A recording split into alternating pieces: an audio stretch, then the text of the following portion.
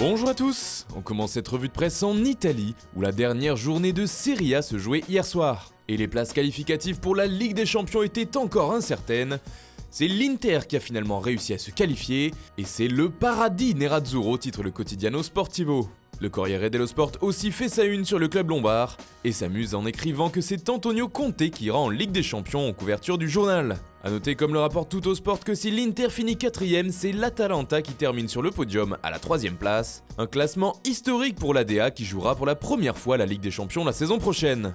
On part maintenant en Espagne où le Barça est sous haute tension selon Sport. Après l'élimination et la remontada contre Liverpool en C1 et la défaite en finale de la Coupe du Roi contre Valence, le FC Barcelone vit des heures difficiles. Josep Bartomeu, le président, a décidé de convoquer une réunion de crise. Certains membres du club souhaitent que Pep Segura, le directeur général, pourtant défendu par Bartomeu, soit immédiatement relevé de ses fonctions. Mais ce n'est pas tout, comme on peut également le voir en une de Mundo Deportivo. Il y a aussi un doute avec Valverde, comme l'explique le journal catalan, puisque de plus en plus de voix chez les Blaugrana demanderaient son départ, même si ce dernier a pour l'instant le soutien de son président et de ses joueurs. Toujours en Espagne, le Real Madrid va frapper fort cet été en vue de se reconstruire. Or, depuis les récentes déclarations de Kylian Mbappé concernant son avenir, les rumeurs envoyant la star du PSG à Madrid ont repris de plus belle. Ce lundi, As va même encore plus loin. Selon le journal, les comptes du Real Madrid sont sortis et ils sont dans le vert, à tel point que la Casablanca aurait suffisamment de budget pour prendre en charge les salaires de Neymar et d'Mbappé. Le tout sans pour autant se mettre dans le rouge et que la masse salariale ne dépasse les 70% des revenus totaux du club. Avec les deux stars parisiennes, tous les salaires du club, joueurs et personnel confondus, représenterait environ 500 millions d'euros.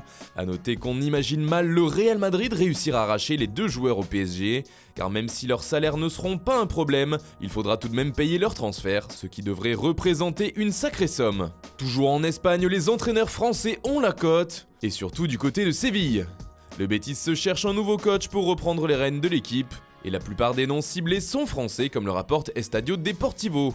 Après Rudy Garcia, le club andalou a également approché Claude Puel ainsi que Laurent Blanc. Et suite au refus de Rafa Benitez auquel s'est heurté le club, le Betis se tournerait maintenant en direction de Thierry Henry pour coacher l'équipe. A noter qu'un autre nom figure dans cette liste avancée par le journal local sévillan. Il s'agit de l'ancien coach du Real, Julen Lopetegui. En France aussi, un banc libre pour la saison prochaine fait beaucoup de bruit, c'est celui de l'Olympique de Marseille. Et selon l'équipe, un nom semble se démarquer de plus en plus, celui d'André Villas-Boas. La piste est très chaude, ça brûle, écrit le quotidien dans son édition du jour. Les deux parties devraient se rencontrer prochainement. Jacques-Henri Hérault et Andoni Zubizarreta ont pour objectif de faire avancer vite les négociations. Le dossier devrait donc avancer un peu plus dans les prochains jours.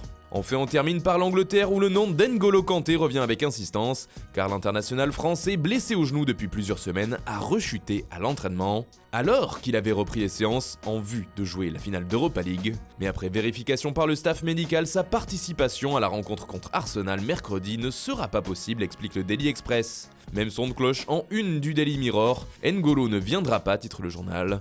Un coup dur pour les Blues qui devront faire 101 de leurs joueurs cadres pour cette finale. Voilà, c'est tout pour ce matin, bonne journée à tous, on se retrouve très vite pour une nouvelle vidéo sur Foot Mercato.